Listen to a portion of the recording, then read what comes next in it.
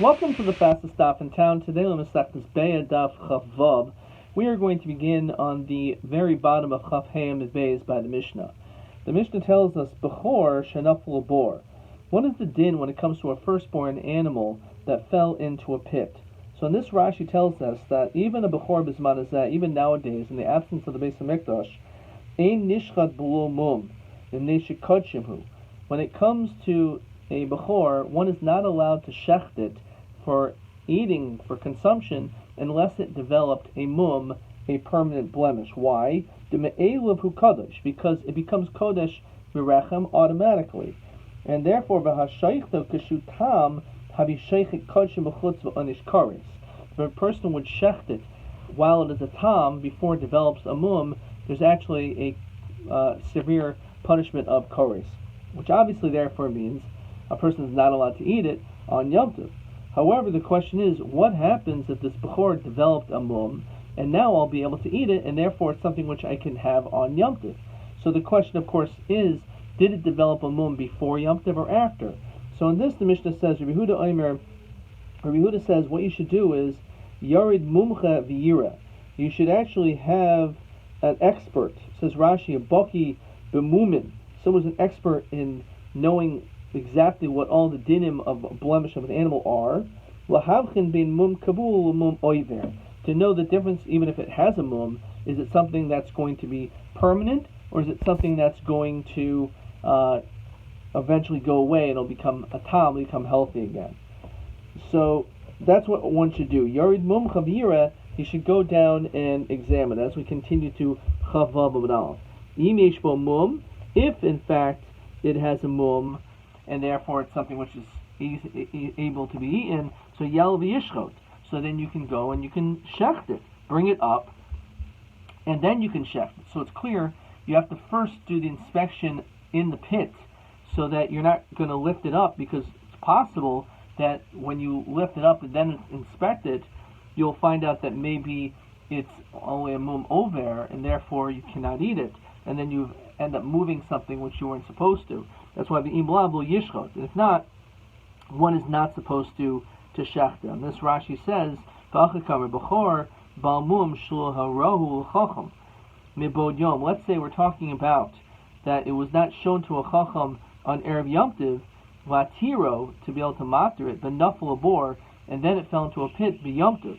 So in that situation, you could have a mumchad go down to examine to see if it developed a mum kavua from yesterday. Why?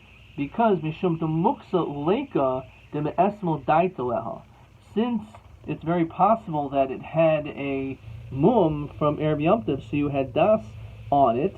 So even though you didn't inspect it on Erev Yom Tov, but now that it fell into a pit on Yom Tov, you're able to have someone inspect it. Again, if in fact he was able to determine that it had a mum from before, then it's not an issue. It's not an issue of muksa.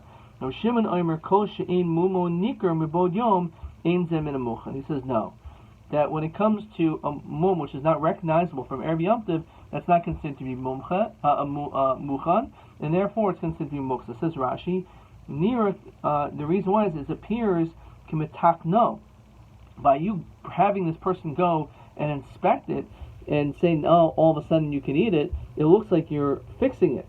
The havilei kedun din de gazube mishum shvus v'achar ein hatar to heter din umum chalahachsher. So therefore, he says you're not allowed to do this. So the Gemara says, "B'may k'mifli." What exactly is this machlokas? The Tanakan Rav Shimon. What type of animal are we talking about? What's going on? So, iname a baroyin b'mumin k'mifli. The question is, do we allow a person to actually look at mumin on Yom Tov? The Rabbi Yehuda savar roin mumin b'Yom Tov.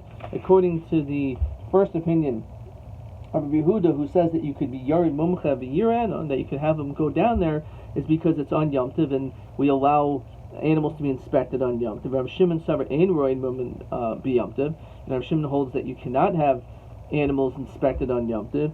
So if that's the whole machlokus, just about that, so v'lifagu b'royin mumin ba'alma. Why do you mention this whole case of an animal falling into a pit? Just say that the animal's sitting right there on the ground. And the question is simply, are you allowed to examine the animal for a movement on Yom Tov? The fact that they don't mention this simple case, but rather the fact that it falls into a pit, is mashma, maybe that's not what they're arguing about. So Gemara says no. Bechor shenafel labor et tzrichale. We needed to mention this case of the Bechor falling into the pit. Why? Because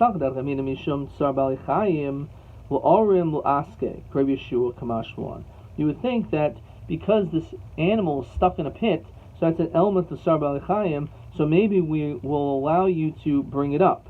Says Rashi, the Amr Perik Mashilin, we'll see later on toward the end of this Masechta, Osovas Beno. When it comes to a prohibition of shechting a mother and its child on the same day, so Shenaf Labor, and they fell into a pit. Now the problem is they're both suffering. So he says, Mal Esarishon Almanas Lishchet. You could do this trick that you could bring up the first animal in order to shecht it. Then you say, you know what, I'm not going to shecht this one. And then you'll bring up, let's say, the child. You're not allowed to shecht both, because again, is it Isser of Osvas? But no. So the question is, how are you able to rescue both? So you can do this harama, this form of trickery. So too, this trickery, maybe you would think would work also when it comes to a boar, because of Tsar Bali Chaim, that will allow the animal to be brought up. So Yihachi lo yishchot, lo yalav yishchot meboile. Why does it say don't shecht it? It should say don't bring it up and shecht it. Says Rashi, if it's so that the nefil is bored, the kanakal ashmi'inan lo yalenu nakat le v'im lav lo yalenu meboile. It should say bring it up or don't bring it up. The whole question is bringing it up to avoid the Tsar Bali Chaim. The shchita pshita one. The shchita is simple. So a tam could never be shechted since it's konshim. So obviously, just let it say to bring it up. It doesn't have to mention anything about shchita.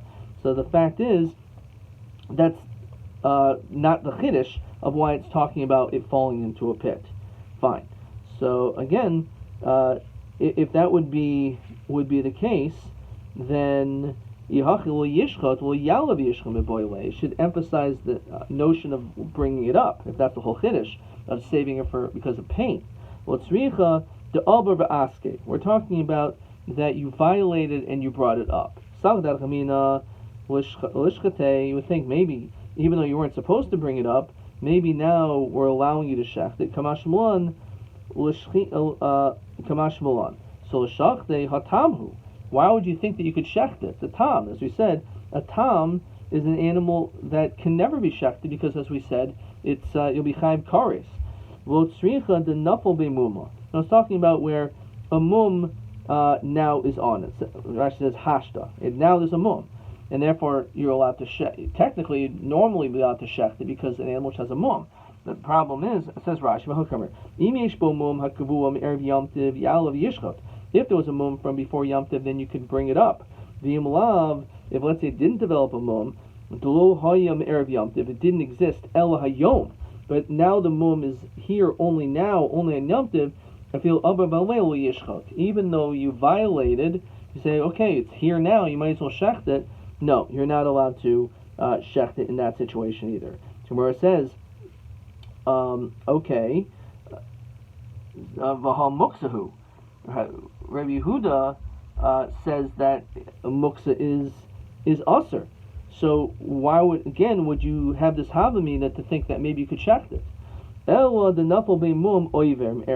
happened was there was some type of mum, but it was the mum over from Erev Yom Tov. It was a temporary blemish. And now it's a mum kavua. So madatema did the daita leha the nishkate kamash malan. You would think since it at least had a mum oiver, so therefore maybe you already had das on it, and therefore you should maybe think that you could be allowed to shecht it kamash malan. Okay. We look at this Rashi. V'im lav yalav yishchot v'im lav, says Rashi, v'obar v'aske. Let's say a person violated and brought it up. Well, yishchot the feel nafel bo mum l'achar ha'olah, even if it got a mum after it came up. The kanasahu mishum de'obar v'aske, because there's a kanas, the fact that you brought it up, and therefore you're not allowed to. Inami lo yishchot lo yala b'haramas shchita kaimer do yishchot lo itzruch. The fact that it says not to shecht it, that's not a question. But maybe it's a form of kanas. Let's look at question 11. Bechor shenolad bo mum oiver me'erev Yom Tov. You have a bechor that developed a temporary blemish on erev Yom Tov, and then it fell into a pit. Va'alei, and you lifted it up. The nimsa bo mum kavua, and you notice, there's a mum kavua. Umadua lo yishchot Rabbi Yehuda de Masnisa. So why can't you shecht it? So either, as the Kamash one is mishum muksa do havi daita leha. So the question is, maybe because it's a mum oiver, so you had das on it. No, Kamash one, it's still considered to be muksa, and you didn't have das on it. Or mishum kanas shaleo be'isser. Since you brought it up be'isser, you weren't supposed to bring it up, and the fact that you did, so it's a kanas. TB2 says as follows: Bechor shenafel labor. You have a bechor that falls into a pit. Rabbi Yehuda Omer yorid mumcha v'yira nimesh bo mum yalev yishchot v'yimlav yishchot. So my kamash masnisen b'seva the lo yishchot tam. Obviously, you can't shecht it if it's a tam. So again, it's talking about the had a mum shenu kavua me'erev Yom Tov. It was a mum oiver. V'nasa bo mum kavua. Then it became a mum kavua. And kamash mon do yishchot. It's coming to tell you can't shecht it either because it was mukser, because of kanas, as we saw in the previous question. Okay, 2 dots. Tonobah. Bechor tam. So again, if you have a bechor, which is a tam, you're now to shecht it at the current state. Shenafel labor. And that bechor, that animal fell into a pit. So now we're going to allow this expert to go down and to examine this animal. If it has a mum, yalav yishchot, you can bring it up. The imlav yishchot, if not. So Amru Rav Shimon ben Menasya. Hari Amru, we said that in royin mumin b'Yom Tov. You're not supposed to examine mumin on Yom Tov. So we see there actually is this opinion that there's actually, you're not allowed to examine an animal b'chalal on Yom Tov. So Ketzad. So how exactly do we understand this whole thing? So noylo mum erev Yom Tov. If let's say it developed a mum from erev Yom Tov, ein mevakrin oiso be Yom Tov. So in that case, we're not going to ask you to do an examination. Noylo bo mum be Yom Tov. Let's say a person. Let's look at Rashi. Noad bo mum erev Yom Tov. Rav Shimon Nasi mafarish milsa Rav Shimon ben Yochai. Hari Omer Rav Shimon ben Yochai ein roin mumin. What does it mean? You don't examine. It means noad bo mum erev Yom Tov. Even since there was a mum that was already on erev Yom Tov, so ein mevakrin oiso l'chatchila. We're not going to allow you l'chatchila now to examine it. However, let's say you did shachto. Shahari enu masakin kolkach shekarim haya ben eshmasha lios masukin shol haya mechusar elo rias chacham. You saw it had a mum, right? So you just need a rias chacham to assure that that's the case. So because of that, this is what he's saying. If it definitely had a mum on erev Yom Tov, you're supposed to, of course, have examined that. But if you didn't and it was examined on Yom Tov itself, so l'chadchila you shouldn't shecht. However, but the evidence okay. So that's the first case. So noilad bo mum erev Yom Tov, ein mavakrinos to be Yom Tov. Noilad bo mum, as we continue to chaf vavam beis, but let's say it actually happened be Yom Tov itself. Right? So Rav Shimon Omer ein zeh min amuchan. He says this is considered to be muksa because at the time that Shabbos began or Yom Tov began, you did not expect to be able to shecht it because it was a tam. It did not have a mum. So for that reason. Now that it developed a mum on Yom Tov, so you're not going to be able to shecht it. But they all agree sheim noilad who gives birth umumo imo, it has a mum shezem min amuchan. Then that's considered to be min amuchan. We'll have to understand what that means. So Dorish Rabba bar Rav Huna noilad who umamoinu imo. Let's say it was born and together with its mum. So you could do this examination by Yom Tov. Even l'chatchila, you're allowed to have this examined if it was born in the state. So Amli Rav Nachman Abba Tani im avar ubakro mavoker.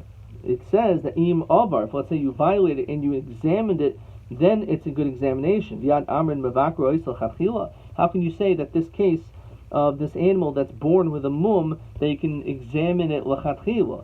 It sounds, based on the language, is that you mevakrino, so you did it. it doesn't mean that you're allowed to. It's im avar. You violated by doing it. So Rabbi Kavasta the Rabba Barav Huna Mistabra. It's logical, like the statement of Rabba Barav Huna. Midiktani Tlasa Babi. There's actually three different circumstances. No, if let's say we know for sure it developed a mum before Yom Tov, you just didn't examine it by a mumche. So ein mavarkunos b'Yom Tov. As we said, hu deloy hadiyeved shaper dami.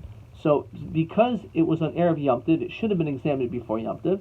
But we know because basically it had a mum, so the guy certainly considered wanting to shecht it, anticipating that it really did have a mum. So therefore, because of that, at least b'di'eved, you're allowed to have it examined. Noilid bo mum b'Yom Tov. Let's say it happened on Yom Tov. Rav Shimon Omer in that situation is a big problem. Do you feel b'di'eved namilo? Because after all, it was completely out of your mind, expecting that you'd be able to shecht it. The Hadar Tani b'Shavin, and then he mentions a third case, Shim Noiloid, that when it gives birth, umumo imo, and it develops and has a mum, shezem min amuchan. The afilu chatchila nami. Even the chatchila is okay, since it is a separate third case and it's not put together, and therefore it must be that the din is different. So one case, if it was a mum before Yom Tov, so then b'di'eved you could do the shchita. If the mum took place on Yom Tov, even b'di'eved not. And therefore, this third case, since it's a third situation, must have a third outcome, and therefore, l'chatchila, it's allowed. B'ha kiyasa Rabbi Yishiyasa v'yaisa masnisa biyade. He says as follows: Ben shenayil bo mum erev Yom Tov, ben shenayil bo mum b'Yom Tov. Even if the mum took place on Yom Tov, it doesn't make any difference. If the mum was there before Yom Tov or even on Yom Tov, chacham omrim ein zeh min amuchan. It's not muchan, which means, really the other way around, that even though the animal had a mum on erev Yom Tov, but because it did not have the examination by a chacham, so then the din is that is not min amuchan, you cannot shecht it. But we have a kasha, because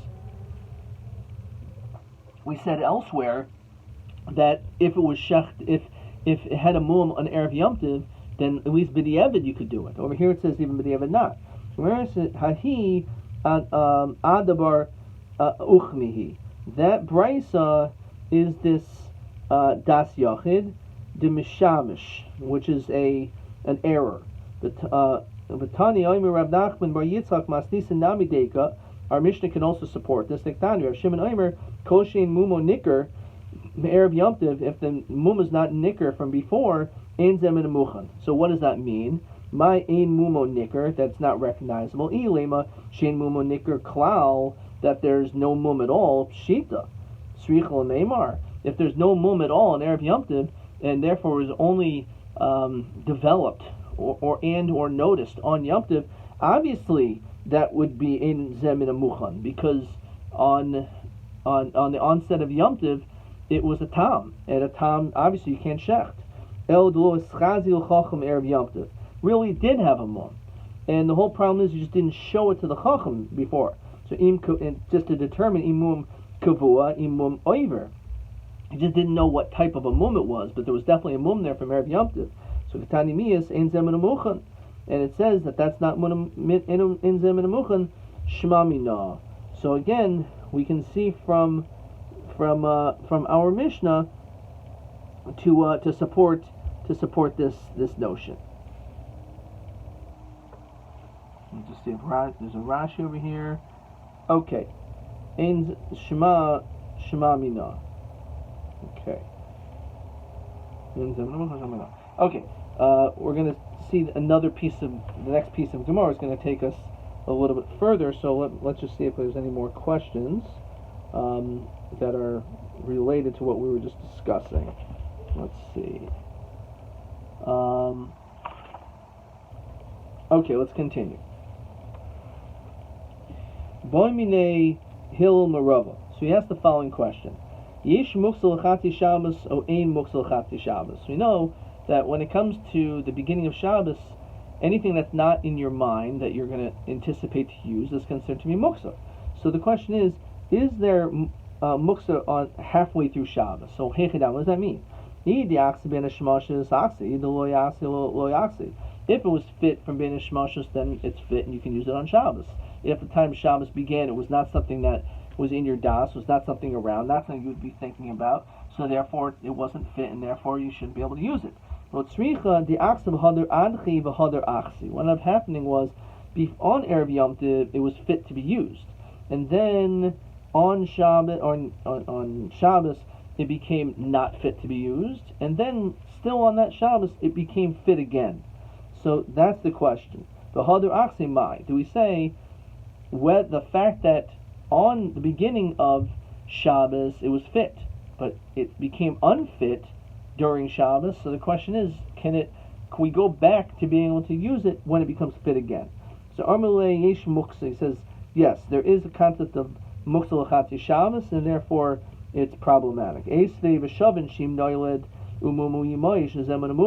that if the animal gives birth together with a mum, that's considered to be muchen. But my nema hai bechor mikor havi chazi agavime. Originally, the bechor was fit together because of its connection to its mother. Let's say through the din of ben pakua. As yalid lay, once it gives birth, adchile, because you see that it has a mum, and then achsil chacham ishtri lay. The chacham says no, it's just a mum oiver. So we see over here that this notion, it was bad. Yeah, it was good rather, and then it became it developed, had a mum, so it became nidche, and then it became like nira. So the fact that he says that the language in this particular situation is so it becomes permissible. So the fact that there was a problem in between, we don't care if there was a problem in between. It becomes good. So therefore, we should say the same thing when it comes to muksa. Even though it was muksa for half of Shabbos, so now it should be good. So Rabbi, that the dayanim were actually there the entire time, which means it was never nidche. It was never not good. So, in other words, the time it was born, it was immediately examined.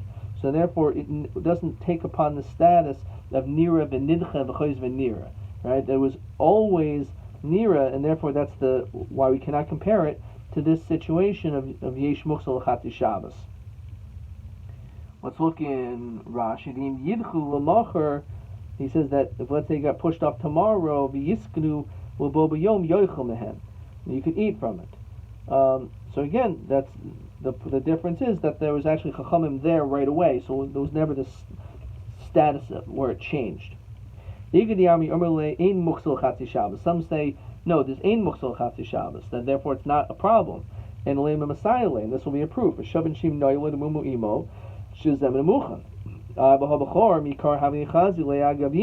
originally this bechor is going to be fit in connection to its mother, and then it's yalad lei anchile, and then once it gives birth, it becomes a problem because it's a bechor. We see that it has a problem, right? And then achse l'chacham ishtri lei, then all of a sudden becomes permissible again. So Rabbi, that's not a proof. So therefore, you can't compare it to our circumstance of the situation of where it was good, then bad, then good, that we could say yesh muksal chatzi Shabbos or ein muksal chatzi Shabbos. It's not the same situation. Tashma, ha'erchel ba'novim. The person's eating grapes. The ha'yiser, and then he has some leftovers. V'hel l'gag lasas v'hem semukin. So he puts them on top of his roof to make them into grapes. He makes them into like raisins. But to Ainim, he has figs. Here's extra. He wants to dry them up on the roof. So he cannot eat from these dried fruits unless he had already designated them from before Yom Tov. Whether it's different peaches, plums, or quinces, any other fruits that are dried up. So all the din is that you have to you cannot eat them at shiazmin b'boid yoin. So hey chadami, what's the case? If they're ready to eat before Shabbos, so lamle hazmana. So then why do you have to have this special concept in your mind to be able to eat it? It shouldn't matter because they're edible. Now, if they're not fit to be eaten, how does it help? Because they're not fit to be eaten. You just don't know you don't know their status.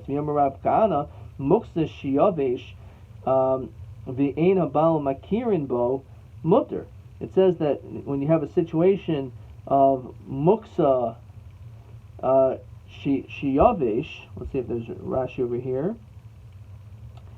Rashi says miboy yom, it dried up from before Yom Tiv, and the balam are not makir. It says Rashi, ein habalam yoidim shiyavesh. He didn't know that they dried up because he didn't examine them on Erev Shabbos, and then the next day he finds that they're all dried. It's mutter.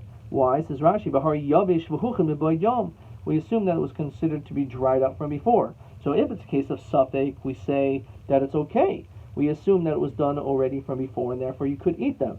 So that can't be the situation. So then what's this whole discussion regarding these dried fruits? So El olav dechazum v'adchu v'hader achsu. Must be they were fit to be in as like regular fruits, and then when they're up there, they become bad in this middle process, and finally they become good. Now v'yamar ein muksa. If we hold the ein muksa chatzi Shabbos, v'lamu hazmana. Why would you need hazmana? Elamai yesh muksa. It must be because they are muksa, because during this middle status they became muksa because they're inedible. So ki azmin lahu my havi. So 1 second. So then how does hazmana help if they were inedible? If you hold yesh muksa, well, tzrichas has nothing to do with this whole machlokas. Rather, the achzu v'lo achzu. It means they're partially ready. The ika inshi the achli, the ika inshi the lo achli. Some people eat them, and some people will not eat them. So azmin, if you prepared them goli daita, then it's clear that your intention is they're edible. Lo azmin, if you didn't designate them lo goli daita, then you didn't have that intention. Amarav zera tashma. When it comes to poilin ba'adoshim, raw beans, and also like legumes, lentils, daha poilin ba'adoshim yikar chazul kais. You could actually chew them in its raw state, so they're fit. Shadinhu b'kedera, if you throw into a pot, then adchulhu, they become inedible for a time, as we continue Chav Zayin with Aleph. Gomer mushulayu chazulhu, and then after you cook it becomes fit to be eaten. So again, l'chayra, says Rashi, ishtaru v'loyam rinan sha'achas hayu muksas v'yidchu. We don't say since it was at some point when it was put in the pot that you couldn't eat it. So therefore, l'chayra, we see that ein muksa l'chatzi Shabbos. So Abaya, well, taimech, according to your reasoning, tikshilak kederas de alma. How about regular pots? The hastam kederas de alma ben hashmashos roisachais hein. When it comes to these their pots, they're very hot. And then we eat from them. The question is, why? How does that work? Ella gamru b'diyadam lo. When it comes to food that is in your hands, that you could prepare and you can do, so that's definitely not muksa, because at that point it was never out of your mind to be able to prepare them to have them for Shabbos. Ki kameboilin gamru b'dishamayim. The whole question is that if it's b'dishamayim, something which is out of your control, something which is not within your hands, whether or not we'll say yesh muksa l'chatzi Shabbos, which the Gemara does not conclude. Okay, we're going to stop there. Let's see question 12. So Amar Zera Tashma, regarding these beans, we said originally you can chew them, and then you put them into the pot, which they can't eat them then, and then eventually they become edible. So ma dochu b'gemara rayas Rav Zera the ein muksa l'chatzi Shabbos. So that's a proof ein muksa l'chatzi Shabbos. So how do we say it's not a raya? And ma raya shaviu with dechia. How do we say that the proper dechia? So the fact that we push it off is the shani gomer b'dei adam. Since it was done by you, kivan debiyad l'sakno bo b'yom. You could have fixed it during the day, any time. Lo makatzeli medaitim ne dechiyaso.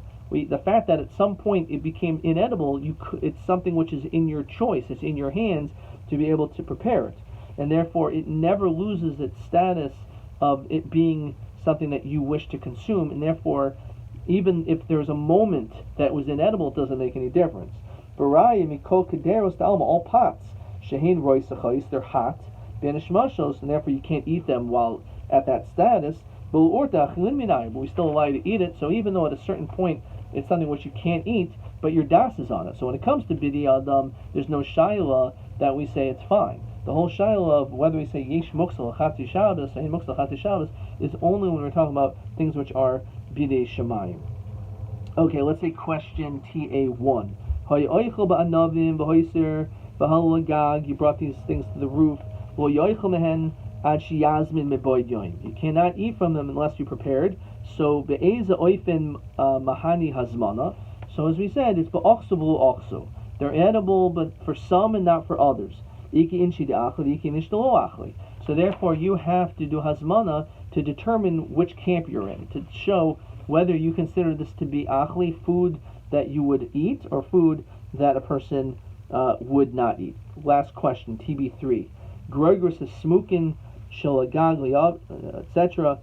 So he says im yesh taris muksa lehen. When it comes to these groigris is smukin, this may be the same answer. So kishinidhu harihem muksa. If you push them off completely, then it's muksa. However, kishachazu v'chazu, if let's say they become fit later on, as we said, that's totally in the machlokas, whether we say yesh muksal chati shabbos, which again we said, bidi adam, it's always in your hand. Bidi shemayim is where the machlokas is. Adkan.